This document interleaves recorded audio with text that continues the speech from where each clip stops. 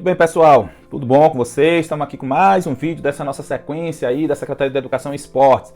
A prova agora já no próximo no próximo domingo, né? A prova. E aí a gente está na reta final do que a gente conseguiu fazer para vocês. A gente até se propôs a mais, mas não conseguiu por motivos que eu vou explicando aí nos vídeos. Direito administrativo, eu não consegui um professor para vir dar aula aqui. Eu espero sim que esse canal uma hora eu consiga isso, tá bom? Eu consiga trazer mais gente para que a gente possa ajudar mais pessoas, contribuir de alguma maneira nessa troca de ideias aqui, tá bom? Mas a gente vai falar mais da 6123.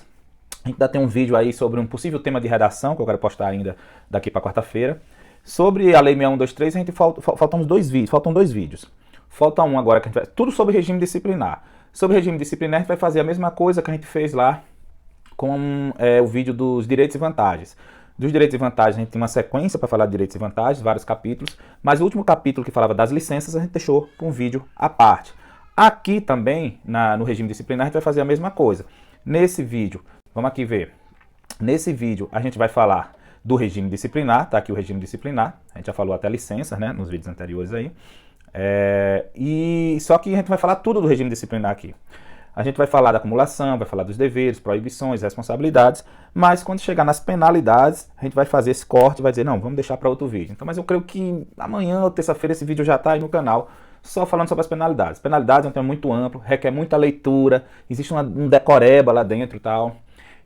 A parte das penalidades me leva até para um campo que eu não gosto muito, que são aqueles recursos mnemônicos, musiquinha, frasezinha, mas às vezes é necessário com relação às penalidades, a gente também não se afasta totalmente disso, eu não sou tão assim radical nesse sentido, eu evito. Eu acho que a gente precisa saber de onde vêm as coisas, por que elas estão lá e a gente começar a falar, tá bom? Mas nas penalidades a gente vai conseguir fazer isso aí, fazer um apurado, porque é muito leitura, entendendo lá, mas a gente vai destacar alguns pontos. Então vamos lá. Aqui nesse vídeo do regime disciplinar, a gente vai começar por acumulação. O que seria essa parte da acumulação? Tá ali no regime disciplinar, tá do 190 ao 213, né? Isso é todo o assunto que fala do regime disciplinar. São umas proibições, o que é vedado ao servidor, o que é que acontece, o que é que pode, o que é que não pode, mais ou menos isso. Com relação ao regime disciplinar, é interessante a gente dar uma lida e ficar atento, até para além da prova, né? Pois vamos lá. A gente vai começar com a acumulação. A acumulação está ali do artigo 190 ao artigo 192, da Lei 6123. E quando você vai lá dar uma lida, sempre dá uma lida na lei, porque é muito provável que caia a letra de lei. Aqui a gente vai explicando e destacando os pontos que vocês têm que dar mais atenção na hora da leitura. É nosso papel aqui, explicar um termo ou outro que às vezes não está muito familiarizado aos senhores, tá bom? Então vamos lá, vamos primeiro falar da acumulação. Quando a gente traz para a acumulação, o que a gente tem que primeiro destacar é o seguinte, nós temos que falar da regra. O que é acumulação, gente? É a questão de acumular cargo. Você faz um concurso para um cargo, vai lá aprovado, está exercendo seu cargo, ou abrir outro concurso, vou fazer aquele concurso também. E pode fazer, você até pode. E na hora de assumir, muitas das vezes, você vai ter que escolher qual cargo que você vai ficar, se o anterior ou aquele para o qual você acaba de ser aprovado. Porque existe uma regra que é a seguinte, é vedada a acumulação de remuneração do cargo público, de acumulação. Você não pode acumular cargo público, porque você não pode acumular remuneração. Essa é a regra. Se você já tem um concurso, você não pode ter outro. Ponto. Se você tem uma remuneração no serviço público estadual, você não pode ter outro na mesma esfera. Essa é a regra, esse é o ponto, essa é a regra. Só que sempre vão dizendo que o que interessa a gente, muitas das vezes, quando a gente está lidando com a questão do concurso público, das questões, é justamente saber as exceções. Então, como toda boa regra, tem uma exceção também quando a gente fala de acumulação de cargos públicos. Então, a regra a gente acabou de aprender. A regra é o quê? Não pode acumular. A gente não pode acumular cargo público, tá bom? Mas vamos nas exceções, que é o que cai na nossa prova. Essas exceções são as seguintes. Primeiro, você não pode acumular cargo público, mas se o cargo que você está acumulando é um de juiz do Estado, mais um cargo de professor, aí pode acumular. Olha, presta atenção, juiz mais um cargo de professor pode acumular. Isso tudo que eu estou vendo aqui é letra de lei, está lá escrito, pode dar uma lida lá nos artigos, você vai encontrar, tranquilo, a gente vai trazer os destaques na instante. O inciso 2 traz a de 2 cargos de professor. Então, se você é professor já e está agora tentando, por exemplo, o professor da educação básica, você já pode até ser professor da educação básica, porque quer fazer outro de professor da educação básica, em regra você pode fazer e vai assumir, beleza? Porque permite a Lei 6123 essa acumulação de cargos, também está dentro da exceção, que é 2 cargos de professor. O inciso 3, a de um cargo de professor com outro técnico científico. Então, 2 de professor, ou pode ser professor mais um técnico científico. Gente, a gente podia voltar lá no início da Lei 6123 e falar sobre essas diferenças, sobre as nuances que cercam, que circundam essa questão de saber o que é um cargo técnico-científico. Cargo técnico, aquele que tem uma especialização, mais de ensino médio, científico, que tem essa questão da especialização também, que se exige, mas aí já é de nível superior. Beleza, a gente poderia se aprofundar naquilo ali. Mas não é o caso, porque o concurso de vocês não pede essa definição. O concurso de vocês não cobra essa parte inicial da Lei 6123. Ele não cobra essas visões gerais. Então não tem por que a gente voltar lá. Então você pode encontrar na internet, você pode voltar e ler para o seu conhecimento tranquilo. Só saiba que o técnico científico técnico ou científico técnico é uma especialização do ensino médio e o científico é uma especialização do nível superior. Beleza, tranquilo. Esse que vocês, professores, que vocês estão fazendo aí agora, nível superior, é uma especialização de nível técnico ou científico, vocês entram no científico. Mas não se preocupe, vocês precisam saber que da acumulação do cargo público, uma das exceções são o cargo de professor mais um técnico científico. A lógica, gente, só para a gente não ficar voando assim, o porquê disso, a lógica é o seguinte: a lei permite isso porque ela diz o seguinte: olha, nada mais natural do que a pessoa ter um conhecimento técnico sobre uma área e ele transmitir esse conhecimento técnico numa sala de aula. Então, por isso que é interessante que você, que é um cargo de técnico científico, tem um conhecimento técnico sobre determinada área, permita-se, dentro das exceções de acumulação de cargo público, que você possa dar uma aula e transmitir esse seu conhecimento para uma gama de pessoas, enfim, expandir esse seu conhecimento. Então, por isso que permite 2 professores por outra lógica, mas o de professor mais um técnico científico é por essa lógica. O que não deixa de ser a mesma vertente quando a gente vai olhar a questão do inciso 1 também, né? Voltando aqui, de juiz mais um cargo de professor. O juiz tem uma gama de conhecimento, notadamente na área do direito, e nada mais natural que seja permitido que ele transmita esse seu conhecimento numa sala de aula. Não é isso? Então é aproveitar o conhecimento para transmitir. E eu estou batendo nessa tecla, mas mais à frente, quando a gente for fazer umas observações sobre isso aqui mais à frente, eu explicar para vocês porque é importante saber essa correlação entre o conhecimento técnico e a transmissão do conhecimento desse respectivo conhecimento técnico, tá bom? Vamos lá, vamos para o inciso 4, que fala, mais uma das exceções, a de 2 cargos ou empregos privativos de profissionais de saúde com profissões regulamentadas. Enfermeiro, médico, ou seja, profissionais de saúde, o cara que é da radiologia e tal, por aí vai. Então, as exceções são essas 4. Juiz mais um cargo de professor, a de 2 cargos de professor, a de um cargo de professor mais um técnico ou científico e a de 2 cargos privativos da área de saúde com profissões regulamentadas, tá bom? Então, essas são as exceções e a gente vai fazer mais observações em cima desse tema. Vamos lá. Tem 2 requisitos. Além das exceções, pronto, a gente já viu que a regra é não acumular, não foi? Isso foi o que a gente viu, beleza. Só que a gente viu as exceções, são 4 as exceções. Juiz, professor, 2 de professor, ou a de professor mais um técnico científico, ou a de 2 cargos da área de saúde com profissões regulamentadas. Beleza, mas não basta só isso. Essa exceção ela vai mais além. Tem as exceções, o cara vai analisar, se enquadra nas exceções, uma das 4 se enquadra. Mas tem 2 requisitos que a gente precisa analisar para saber se vai ser permitido ou não essa acumulação de cargo público. Quais são os 2 requisitos? A correlação entre a matéria e a compatibilidade de horário. Vamos começar pelo final aqui. Compatibilidade de horário. Está na cara aí, então. Se você é um professor, se você é um juiz, se você um profissional da área de saúde, você está dentro ali daquelas exceções em que há a possibilidade de você acumular um outro cargo público, tranquilo, sem problema, mas ele diz, olha, tem que ter compatibilidade de horário. Então, digamos que um juiz que trabalha durante o dia, ele quer dar aula pela manhã em determinada faculdade, por exemplo, em determinada sala de aula. Não vai poder fazer isso, porque não dá compatibilidade de horário. Mesma coisa é um professor que é da rede de ensino e ele tem uma grade de horário lá pela manhã, e ele assume uma outra turma de outro concurso que é pela manhã também, só tem vaga pela manhã. Como é que vai dar aula? Vai dar incompatibilidade de horário, entendeu? Então a compatibilidade de horário é o primeiro requisito. Precisa ter um desses requisitos, entendeu? Além de estar dentro das exceções, precisa ter a compatibilidade de horário. E a outra mais sutil, para a gente mais além, eu já ventilei lá no início, é esse que fala da correlação de matéria. O que é isso? Eu não posso, por exemplo, o cara é da área de conhecimento técnico-científico. É mais relacionado essa questão do conhecimento técnico e científico com o professor. Essa acumulação é muito importante. A de juiz também. Então, digamos que um juiz agora está dando aula de educação física em determinadas... Não tem lógica, não tem correlação entre a matéria. Entendeu? Tem que ter uma relação entre a matéria. Um professor, o cara tem um conhecimento técnico em determinada área e ele quer dar aula de professor no estado numa área completamente fora do que ele tem o conhecimento técnico. Também não pode. Então tem que ter uma relação. É você aproveitar o conhecimento da sua prática, do seu exercício e levar esse conhecimento para a sala de aula. A lógica é essa. Quer que eu acredito no concurso de vocês, que vocês só precisam saber essas 4 exceções, literalmente, de juiz mais um de professor, que está dentro saber que a regra é não acumular, mas dentro das exceções você tem juiz mais um cargo de professor, mais além você tem professor mais um cargo técnico ou científico, sem precisar adentrar muito do que seria essa questão do técnico científico, apenas saber que é o aproveitamento do conhecimento técnico para transmitir isso para a sala de aula, de boa. E segue mais um pouco, a gente tem de 2 cargos de professor, como eu falei, né? E tem também a de 2 cargos privativos da área de saúde, beleza? E para além disso, nós temos que observar 2 outros requisitos, que é a correlação entre a matéria. Se você vai dar aula, você tem que dar aula de uma matéria técnica que você aproveita o seu conhecimento da prática para levar para a sala de aula, e o outro, a compatibilidade de horário. Não existe você dar aula, você ser um professor e está incompatível o seu horário. Então, eu posso acumular? Pode, mas está incompatível, tem que ter o horário. Como é que você vai dar? Você vai, lei da física, como é que você está em 2 lugares ao mesmo tempo, tá bom? Então, esse é o ponto. Vamos seguir aqui sobre essas questões ainda da acumulação. 2 observações importantes que eu quero fazer para os senhores com essa questão da acumulação. A primeira observação, é interessante que façamos, que essa acumulação ela vale tanto para a administração direta quanto para a administração indireta. Quando você vai fazer uma leitura dos artigos, ele está lá dizendo lá que a vedação de acumulação de cargos públicos ela serve tanto para, vai englobar também autarquias, empresas públicas e sociedades de economia mista. Quando ele fala isso, ele está tratando da administração indireta. Para você que não está muito familiarizado com o direito, a administração direta seria o cara que trabalha no judiciário, assim como eu trabalho, eu sou técnico de judiciário.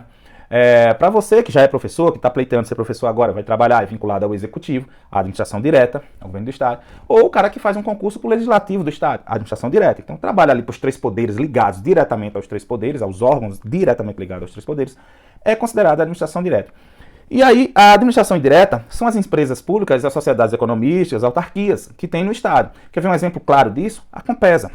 Vocês que são aí do Estado de Pernambuco conhecem muito bem a Compesa, a Companhia de Água e Esgoto do Estado de Pernambuco. Então, a Compesa é uma empresa de economia mista, é uma sociedade de economia mista. E o que define essa questão de ser uma sociedade de economia mista é tudo relacionado ao capital. Então, as empresas públicas, as autarquias, a sociedade de economia mista, elas são definidas muito pelo capital. Se o capital é totalmente público, se o capital é público e privado. Uma sociedade de economia mista, por exemplo, ela tem essa bipartição. Você tem o capital metade público e metade privado, com a premência, a supremacia, a suplantação mais, ou seja, o a mais desse poder público. Então, assim, mas tem capital público e capital privado. É o caso da Compesa. E mesmo assim, se você tem capital público lá dentro, essa questão de acumulação de cargos públicos atinge essa empresa pública também, ou seja, da administração indireta. Para o concurso de vocês, eu dou o conhecimento mais amplo para a gente conversar e saber do que é que a gente está falando, até para fixar, mas eu acredito que o concurso de vocês só vai exigir esse conhecimento, de você saber que a vedação à acumulação de cargo público, ela serve tanto para a administração direta, legislativo, executivo e judiciário ali, diretamente, que é o que vocês estão prestando concurso, que é inclusive para o executivo, e também para a administração indireta, autarquias, empresas públicas e sociedade de economia mista. Um exemplo seria a Compesa, a Sociedade de Economia Mista aqui no Estado de Pernambuco, tá bom? Vamos seguir. Essa é a primeira observação. E a segunda observação é com relação aos aposentados. Então, o cara já se aposentou. Se ele se aposentou, mas ele continua recebendo a sua aposentadoria do poder público. É um dinheiro público também. E em virtude da aposentadoria no cargo público. Então, eles também... A eles, no caso, não vai se aplicar. Agora, não se aplica em determinadas situações. Não se aplica, por exemplo, se eles assumirem cargos eletivos, ou seja, o cara se aposentou, está recebendo aposentadoria por um cargo que exerceu na atividade, e ele se aposentou e depois foi se candidatar a um cargo eletivo. Tranquilo, ele pode, vai acumular tanto a aposentadoria dele como a remuneração do cargo eletivo, caso ele seja eleito. Vamos seguindo. O que mais?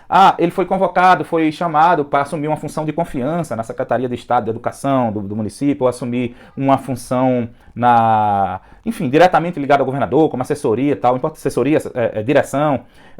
Tudo isso faz com que ele possa acumular com a aposentadoria dele. Essa é a regra. Agora, o aposentado, nenhuma função, nenhum cargo em que não é acumulável na atividade, ele faz outro concurso e vai começar a trabalhar, ele é aposentado, ele quer começar a trabalhar de novo, ele tem que ter cuidado, porque se tiver incompatibilidade com aquele cargo no qual ele está aposentado, ele não vai poder acumular remuneração também, tá bom? Então, beleza, isso é o que a gente tem para falar sobre acumulação, beleza? Tem mais um detalhe aqui também. A questão aqui da administração direta e indireta eu já falei para vocês, né? A gente já citou sobre isso aí, o que seria administração direta e indireta, deu o exemplo com Compesa, e vamos seguir aqui. A questão dos aposentados também, eu já falei para vocês também, mandato eletivo, ele pode acumular, cargo em comissão, direção, pode também, e contrato para prestação de serviço técnico especializado, esse eu não falei. Então, um contrato para prestação de serviço técnico especializado também, ele pode prestar serviço àquela entidade que contratou ele, algum órgão público do Estado que contratou ele, para prestar aquele serviço técnico que ele tem, e ele pode acumular também. Então, assim, mandato eletivo tranquilo, cargo em comissão, assessoramento, direção, tranquilo, e ele contratar, um contrato, por isso que eu estou dizendo, se ele tiver um contrato, não um concurso, se ele tiver um concurso, o cara é aposentado como agente administrativo, vou fazer outro para agente administrativo, ele não vai poder acumular, porque vai bater naquelas, não está dentro das exceções previstas aqui na Lei 6123. Agora, se ele é contratado para prestar um serviço específico, técnico, que só ele sabe, o cara tem uma especialização naquilo, aí sim pode acumular, tá bom? Então são essas observações que a gente precisa fazer sobre a acumulação. Vamos lá, vamos seguir. Tem um detalhe, se a gente está falando de acumulação, está falando que o servidor pode estar acumulando, pode se constatar que ele está exercendo os dois cargos ao mesmo tempo, cargos que não estão dentro da exceção prevista na Lei 6123, ele vai ser submetido a um processo administrativo, tudo direitinho. E o que é que vai acontecer se constatada essa acumulação indevida? O que é que acontece com o servidor? Então, são dois pontos que vocês precisam saber. O que é que acontece com o servidor? Primeiro, vai chegar à conclusão, esse servidor está de boa fé ou esse servidor está de má fé? O que seria a boa fé e a má fé? O que seria isso? São conceitos bem subjetivos, quer dizer o seguinte, olha, ele sabia que estava fazendo aquilo ali, ele estava sabendo que estava fazendo alguma coisa errada, ou ele não, ele foi, porque são várias nuances, a gente está sendo objetivo aqui, mas quando você vai para a prática, cara, pô, será que isso aqui eu posso acumular? Por exemplo, eu sou servidor, o nome do meu cargo é técnico judiciário. Eu recentemente prestei um concurso agora para professor e no meio do caminho eu fiquei pensando, mas eu não posso, será que eu posso ser professor? Posso, meu cargo técnico, se é técnico científico, fui uma lida na lei literalmente, eu disse, então posso. Só que fui me aprofundando, fui para a jurisprudência e eu percebi que não é questão do nome do cargo. O nome do meu cargo é técnico judiciário. Em tese, eu tenho um técnico que eu vou prestar um serviço como professor, que eu vou trabalhar como professor, vou pegar meu conhecimento técnico e levar para lá. Beleza. Mas eu descobri que meu cargo só tem um nome de técnico. Por quê? Porque quando eu prestei o concurso, só exigia ensino médio. Hoje também, para técnico judiciário, só ensino médio. Se só exigia ensino médio, ele não exigia nenhum conhecimento técnico para que eu entrasse no cargo. Logo, o meu exercício daquela profissão não exige nenhum conhecimento técnico, embora na prática quem mais tem técnica é a gente, para analisar as técnicas do direito na aplicação, analisar processo, por aí vai. Mas, no papel não é assim. O concurso não exige que eu tenha um conhecimento técnico para entrar, só exige que eu tenha um nível médio. Então, se não tenho um conhecimento técnico, eu não posso ser professor, porque eu não tenho um conhecimento técnico, em tese, a transferir. Então, eu podia assumir lá e depois pensar, eu vi um nome técnico aqui e eu achei que eu podia ser professor. Aí lá eu nem disse que eu tinha outro cargo, por aí foi, que eu não tinha por que dizer, e fui ser professor. Constatado agora, beleza, como estou de boa fé, vou fazer o seguinte, eu escolho o cargo de professor, então o cargo de técnico judiciário, beleza, já que está errado, eu vou sair. Então, quando eu faço essa escolha, a jurisprudência tem entendido, e nos procedimentos administrativos, que, a partir do momento que eu faço essa escolha, considera-se que eu estava de boa fé. Porque é muito difícil você constatar, entrar na mente do cara e saber se ele estava de boa ou má fé. Então, o que é que tem acontecido na prática? Diz, olha, quando você for notificado de que você foi pego, vamos dizer assim dizer, com uma acumulação indevida de cargo público, você vai ter determinado prazo para apresentar a sua defesa. Nesse período, você pode escolher por um ou outro cargo. No momento que você faz essa escolha, você está sinalizando para a administração pública que você está de boa fé. É isso que tem acontecido. Então, constatou que está de boa fé, o que é que acontece? Dá uma lida lá no artigo da lei, não deixa de ler. Quando você constata que está de boa fé, você escolhe seu cargo, vida que segue. Você escolhe um dos dois, vida que segue.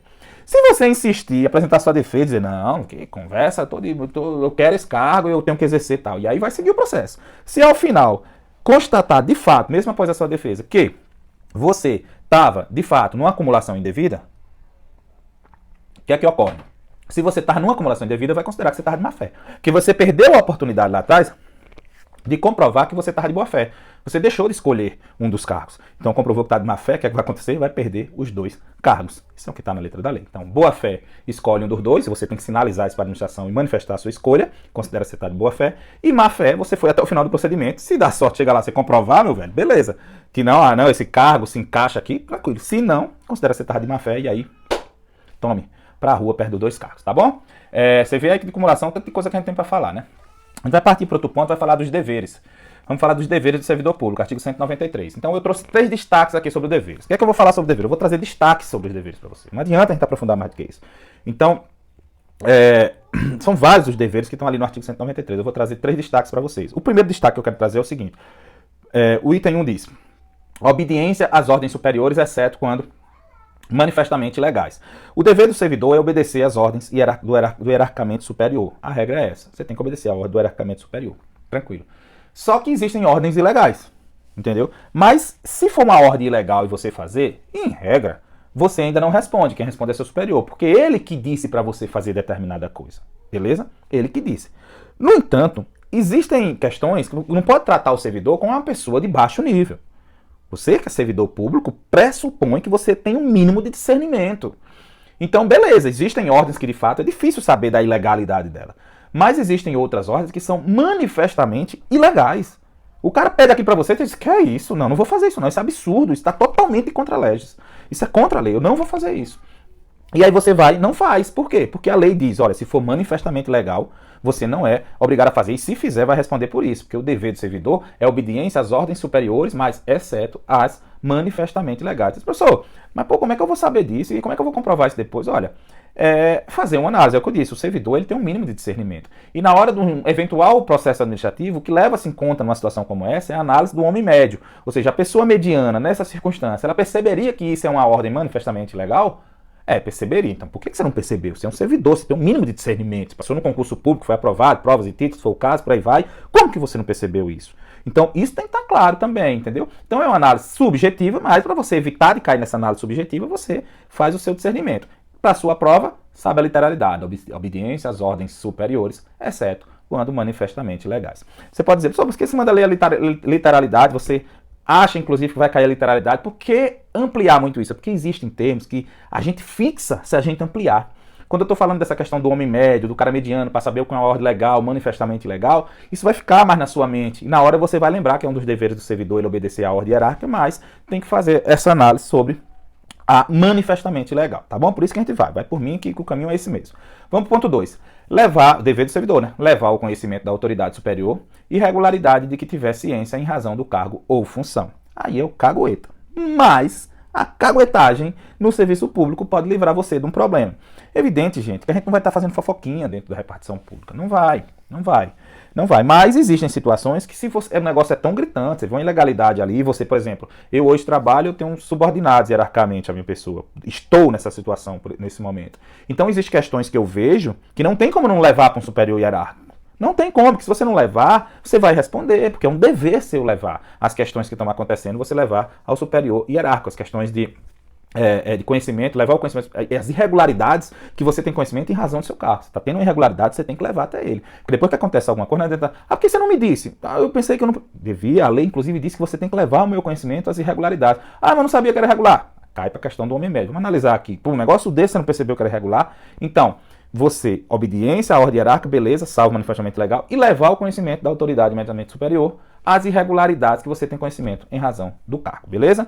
E o ponto 3, guardar sigilo sobre documentos e fatos de que tenha conhecimento em razão do cargo ou função. Gente, hoje em dia, principalmente com rede social, a gente tem que ter um cuidado imenso com o que a gente fala, às vezes sem maldade, sem nada. Então, se a gente é um servidor público e a gente tem conhecimento de alguma coisa que está acontecendo internamente, a gente tem que ter cuidado com quem que a gente comenta, o porquê que a gente comenta, que aquilo pode vazar e você responder. E não precisa nem ser de fato, sigiloso aquele dado especificamente. Só basta a constatação de que você teve conhecimento só porque você estava ali dentro inserido. Nenhuma outra pessoa teria conhecimento daquilo ali. Então, você não tem que levar isso para ninguém mais. Aquilo pode gerar um prejuízo para a pessoa e você responder porque você soltou uma coisa que estava internamente, que você só teve conhecimento em razão do cargo. Então, gente, dá uma lida no artigo 93, lá tem uma lista de deveres específicos. Se tiver alguma dúvida, pergunta, aí a gente responde. Mas eu só trouxe esses 3 destaques porque são destaques mais interessantes, que destacam e saltam os olhos e que a gente vê mais nas questões, tá bom? Mas o que quiser saber mais, pode perguntar que a gente vai seguindo. Vamos lá. Pois bem, vamos aqui para o artigo 194. O artigo 194 ele trata das proibições. Também é uma lista que tem lá das proibições, o que é vedado ao servidor público, como que o servidor público não deve agir no exercício da sua função. Eu trouxe 3 pontos também. Aqui não tem muito o que fazer, não tem mágica. Tem que fazer uma leitura lá dos artigos, ler, reler, vai depender do tempo que você vai se dedicar a esse tema no seu concurso. Eu sei que às vezes a pessoa fica deixando uma cor de lado, outra, enfim, mas para pegar isso aqui é fazer leitura. O que é que eu vou fazer? Eu vou fazer 3 destaques aqui, porque a gente precisa filtrar de alguma maneira. E esses 3 destaques, por que eu trouxe ele? Porque foram as últimas mudanças que tiveram no artigo 194, dentro dos seus incisos. Não é acréscimo de inciso nem nada. Eles pegaram incisos que já existiam, previsões que já existiam, e meio que ampliaram, modificaram o que lá já existia. Então eu vou trazer esses 3, fazer os destaques, que eu acredito que cobrança seria em cima desses 3, mas não está dispensado uma leitura do artigo 194. Vamos aí. O primeiro diz o seguinte, das proibições, ou seja, valer-se do cargo para lograr proveito pessoal ou de outrem. Qual foi a mudança que tem aqui? Anteriormente, o que tínhamos nesse inciso era dizendo valer-se do cargo para lograr proveito pessoal. Era só isso. Com a evolução, trouxe, além de 2015, um acréscimo disso. Não é só valer-se para proveito pessoal, é valer-se para proveito de outrem também. Então, seu e de outrem. Você se valeu do cargo para alguém se aproveitar de alguma coisa, não só você. Então ele ampliou essa situação. Então essa é a mudança, é bom ficar atento. Vamos lá para o inciso 2. Esse é mais amplo um pouquinho, mas vamos lá. É proibido ao servidor atuar como procurador ou intermediário, tanto a repartições públicas, junto a repartições públicas, salvo quando se tratar de benefícios previdenciários ou assistenciais, vencimento e vantagens de parentes até segundo grau e de cônjuge ou companheiro. Recapitulando. Antes da mudança, o que era que tinha nesse inciso? Dizia que era proibido, sim, até aqui tudo ok, atuar como é proibido ao servidor atuar como procurador ou intermediário junto a repartições públicas, salvo, aí ele pegava a exceção, ele trazia só, salvo quando se tratar de vencimento ou vantagens de parentes até segundo grau. Era o que tinha no inciso. Você pegar a lei 6123, que nunca se dispensa a leitura, e pega lá o texto já anotado, ele traz a parte como era antes e a parte com a mudança. Aí você vai fixando melhor, é legal. Pessoal, para que eu tenho que saber como era antes? Ajuda você a fixar. Quando você pega, aquele artigo que modificou, isso ajuda você. Vai por mim que isso ajuda. Então, antes só tinha atuar como procurador intermediário junto a repartições públicas e a exceção que tinha salvo quando se tratar de vencimento ou vantagem de parente até o segundo grau. A legislação veio em 2015 e alargou mais esse espaço. Ele disse, olha, continua proibido atuar como procurador intermediário. Agora, a exceção, para além de vencimento e vantagem, a exceção é se essa atuação foi relacionada a benefícios previdenciários ou assistencial. Então, não só com relação à exceção, ou seja, a lei não tolera mais só com relação a quando essa atuação for com relação a vencimentos ou vantagens. Ele tolera também quando for com relação a... Ele permite, por assim dizer, quando for com relação a benefícios previdenciários ou assistenciais. E mais, não só com relação a parentes até segundo grau. Ele incluiu aí também quando esses direitos se referirem a cônjuges ou companheiro. Lembre que parente até segundo grau, na ascendência pai, mãe, avós, na descendência filho e netos, linha colateral, você vê os parentes de sua esposa ou vice-versa, também entra, mas cônjuge ou companheiro tem que vir explicitado sim, porque ele não está na linha de parente. A gente viu quando a gente está estudando outro tema aí, tá bom? Então foi essa a mudança, acrescentou como exceção a esse inciso também, ou seja, pode atuar sim quando se tratar somente de benefícios previdenciários ou de vantagem, aumentou o benefício previdenciário, ou não só de parente até segundo grau, desses benefícios, também de cônjuge ou companheiro. E por último, o terceiro que eu trago destaque, é proibido ao servidor receber direto ou indiretamente remuneração de empresas que mantenham um contrato com órgão ou entidade de sua lotação. Qual foi a mudança aqui? Anteriormente, ele trazia que essa proibição, do mesmo jeito que está aí, ele proibido receber direto ou indiretamente remuneração de empresa que mantém um contrato. Mas antes tinha, mantém um contrato com a sua repartição. Então o cara trabalha no setor de tributos, tá, não sei o que, só aquela repartiçãozinha ali, entendeu? Ele ampliou e disse, sua repartição não pode, se você não pode receber vantagem ou tá diretamente, receber remuneração, vantagem de maneira nenhuma, receber remuneração de uma empresa que tenha qualquer vínculo com um órgão ou entidade no qual você trabalha. É muito mais amplo, entendeu? Então, atentem-se para esses três incisos, façam uma leitura atenta lá do artigo 194, destacando essas mudanças, que isso é bem provável cair no seu concurso. Vamos seguir aqui, falar das responsabilidades. A responsabilidade é o seguinte, o servidor tem as proibições, tudo, mas ele pode cair em alguma dessas proibições, cometer alguns atos que ali estão descritos, ou no exercício da sua função, ele causar um dano a terceiro. É a responsabilidade. A gente precisa saber o seguinte, a responsabilidade do servidor, ele pode se dar nas três esferas, e são independentes essas três esferas do direito. A esfera civil, que é ressarcir dano, a esfera penal, como ele comete crime, e a esfera administrativa, na falta, no exercício do seu cargo para o qual você foi empossado. Então, civil, penal e administrativamente. O servidor responde nessas esferas independentemente, tá bom? Esse é o primeiro ponto que a gente traz da questão da responsabilidade. Vamos mais à frente. Vou ler aqui e vou trazer um detalhe para vocês sobre esse ponto que é bem importante, que fala sobre responsabilidade. Essa responsabilidade é objetiva, ela é subjetiva, ela leva em conta dolo ou culpa. Como é que é isso? Vamos lá. A responsabilidade civil decorre de procedimento doloso ou culposo que importe em prejuízo à fazenda estadual ou a terceiros. O que é que ele está dizendo aqui? Olha, o servidor no exercício do seu cargo pode causar um prejuízo a terceiro. Beleza? Pode causar um prejuízo a terceiro. Esse terceiro vai entrar contra uma ação contra o órgão, contra o Estado. Por que o terceiro vai entrar contra o Estado? Porque a responsabilidade do Estado é objetiva, essa é a chamada responsabilidade objetiva. Por que objetiva? Porque não tem que se discutir nada. É objetivo, ou seja, causou o dano, você vai ressarcir o dano, você é a administração pública. A sua responsabilidade é objetiva. Alguém não sofreu um dano? Sofreu. Então, você não foi o causador do dano? Foi. Ressarça. A responsabilidade é objetiva. Então, você só precisa comprovar o fato. Então, por isso que o terceiro vai entrar contra a administração, porque a responsabilidade da administração é uma responsabilidade objetiva. Mas, ao final, quando houver uma sentença que o Estado de fato for condenado, que tiver que ressarcir essa parte, então ele espera a sentença transitar em julgado, ou seja, não cabe mais recurso, aí ele pega essa sentença e entra com ação contra o servidor que efetivamente causou o dano àquele terceiro. Beleza? Ele entra. E o que é que vai acontecer com o servidor? Aí é processo. Aí vai se analisar. Por que vai se analisar? Porque, diferentemente da administração pública, o órgão em si, que a responsabilidade é objetiva, não tem que se analisar se houve culpa ou dolo. No caso dessa ação chamada regressiva, que é a ação de regresso, o órgão entra agora, depois do trânsito julgado lá que ele ressarciu contra o servidor que efetivamente causou o dano, vai ter que ser feita uma análise. Ou seja, passa a ser subjetivo. Vai se analisar se a ação ou omissão daquele servidor que causou o dano ao terceiro teve ali nas suas circunstâncias dolo ou culpa do servidor. Ou seja, vai se analisar. Porque se não teve nem dolo nem culpa do servidor, o servidor não vai ser condenado por aquilo na esfera administrativa e nem vai ter que ressarcir dano à administração pública, tá bom? Então, presta atenção nisso aí. Responsabilidade da administração objetiva, responsabilidade do servidor que causou o dano, que o responsável por ressarcir é a administração, porque ela tem uma responsabilidade objetiva, a ação foi contra ela. Ela pode entrar com ação regressiva contra o servidor? Pode, mas aí vai se analisar se houve culpa ou dolo do servidor, porque a responsabilidade do servidor, diferentemente da administração, é uma responsabilidade subjetiva, ou seja, tem que se analisar se houve culpa ou dolo na sua ação ou omissão. Vamos seguir. Ainda dentro de responsabilidade. O ressarcimento do prejuízo causado à fazenda pública obedecerá ao disposto no artigo 140. Então, a fazenda pública ela pode ter um prejuízo de várias formas. Alguém recebeu um valor indevido no mês, não era para ter recebido. Alguém causou algum prejuízo à administração das mais variadas espécies, falando do servidor. E aí existe uma regulamentação que diz o seguinte, no próprio artigo 140 que ele faz ressalva, ele diz a maneira que vai se devolver esse dinheiro à administração pública é como está descrito no artigo 140. Nesse caso, a gente tem que ir no artigo 140 e aprender como são as maneiras de ressarcimento que tem lá no artigo 140. Então, vamos lá no artigo 140. O que é que nós temos no artigo 140? Primeiro, vamos nos localizar. A gente está falando do servidor que causou dano à administração pública.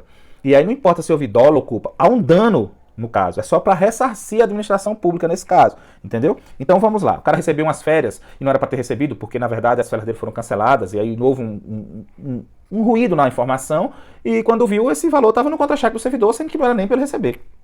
Houve um dano para a administração. Vai pegar de volta esse dinheiro. Como é que se pega de volta esse dinheiro? Esse é um dos exemplos. Então, o artigo 140 diz, olha, os danos causados pelo servidor à administração pública, ele será ressarcido com parcelas não superiores a 10% da sua remuneração. 10% do seu vencimento da sua remuneração. 10%. Então não pode ser mais que isso. Por quê, gente? Porque é uma verba alimentar. Você não pode abocanhar o salário da pessoa todinha. Então tem que ter uma cautela. Então ele limita a 10%. Agora, a gente vai seguindo nas exceções. Se ocorrer no mês anterior, a reposição é imediata. Então era para receber férias, não. Caiu no meu contra-cheque. No mês posterior, a administração percebendo isso, ela pega de volta. Só pega de volta no mês anterior. Tranquilo também. Tá bom? Então, 10% no máximo. Tem 10 mil reais. Vai ser, em regra, R$1.000 por mês, porque só pode ser R$1.000 no máximo. O cara ganha 5 mil reais, então tem que ser R$500 por mês, dividido aí em 20 parcelas, tá bom? Mas se foi no mês anterior, pega tudo de volta. Em tese diz, não era pra você ter gastado, você sabia, então caiu, pega tudo de volta já no mês posterior, tá bom? E aí em azul nós temos, em caso de demissão, exoneração ou cassação de aposentadoria, 60 dias ou dívida ativa. Por que isso, gente? Por que é diferente lá do 10%? Por que não é no mês posterior? Porque sequer existe mês posterior. Eu estou falando de demissão, ou seja, a pessoa não está recebendo mais dos cofres públicos, ele foi demitido. Eu estou falando de aposentadoria cassada. Ele não está recebendo mais dos cofres públicos, a aposentadoria dele foi cassada. Disponibilidade foi cassada? Beleza, também. Não tem mais de receber nada de ninguém. Exonerado? Beleza, não está recebendo mais nada. Então, como é que eu vou conseguir receber em parcelas de 10% se não está mais recebendo nada? Como é que eu vou descontar no mês posterior se não tem mais vínculo com a administração, com esse ser? Então, o que é que acontece? A administração pega e diz, então nesse caso você tem 60 dias para repor. Tem um prejuízo aqui que causou, não tem como descontar mais, você tem 60 dias para pagar. E se não pagar, o que morre, mata, faz o que com essa pessoa? Se não pagar, velho, dívida ativa é só o que dá para fazer. Dívida ativa impede da pessoa contratar com o poder público, você fica com o nome aí sujo aí para fazer diversas coisas, porque você está na dívida ativa ali, seu nome é tipo o SPC do poder público. A dívida ativa é basicamente isso, entendeu? Então é isso que vai acontecer com o servidor que tiver sua aposentadoria cassada ou for exonerado ou demitido. Outra observação, atenção, o ressarcimento do dano não exclui a responsabilidade administrativa. O que é que ele está dizendo aqui? Então, nessa ação regressiva, então o servidor, no exercício de sua função, causou um dano a terceiro. O terceiro entra com ação contra o órgão público, a responsabilidade objetiva. Digamos que o órgão público no judiciário perde e tem que ressarcir. Ressarciu, sentença transitou em julgado. O órgão público diz, agora eu vou entrar com ação regressiva contra o servidor. Entrou com ação regressiva contra o servidor, vai se analisar dolo ou culpa. O servidor analisa a situação e diz, rapaz, que eu tô ferrado. Vou fazer o seguinte, eu vou ressarcir logo esse dano à administração para ver se eu resolvo meu problema. Aí vai, ressarce. O que é que acontece? Estou livre, tá de boa? Não. O que é que ele está dizendo? Esse ressarcimento se dá só na esfera civil. Você ressarciu, beleza. Mas administrativamente, por essa falha no exercício do seu cargo, você vai continuar respondendo. E ao final, se for constatado que você agiu e contra a legis, assim, contra algumas das normas do exercício da sua função, você vai receber a penalidade adequada, independentemente do seu ressarcimento. Então, o ressarcimento não exclui a responsabilidade administrativa. O processo administrativo continua, tá bom? Não esqueçamos disso. Pois é, gente, é isso que eu tenho que trazer para vocês aqui com relação à responsabilidade. Ou com relação ao regime disciplinar nesse primeiro momento. O que é que eu falei? Vou voltar aqui para o início. Na questão do regime disciplinar, nós temos acumulação, deveres, proibições, responsabilidade e penalidades. O que é que a gente fez aqui? Como penalidades é um pouquinho à parte, para não ficar muito longa, a gente disse, não, vamos fazer aqui acumulação, dever, proibição e responsabilidade e deixar a penalidade para um vídeo à parte. Então, ainda essa semana aí, até quarta-feira a gente está postando tudo aí, posta a responsabilidade e encerra tudo direitinho, tá bom? Qualquer pergunta, gente, tem muitos artigos aí dessa parte aqui de regime disciplinar, que é leitura, eu faço alguns destaques, mas às vezes vocês vão ler, tem algum detalhe que vocês percebem, faz a pergunta, o pessoal está perguntando, aí a gente está respondendo, está tentando ver de alguma maneira, não deixem de perguntar não, tá bom? E eu ainda quero fazer o homeschooling, né, falar da educação em casa, a gente acredita que pode ser um tema da redação de vocês, possibilidade, e não deixa de ser um conhecimento. Então tem mais 2 vídeos aí, o vídeo de penalidade e o vídeo do homeschooling que a gente quer postar até quarta-feira, tá bom? Abraço e até a próxima aí, pessoal.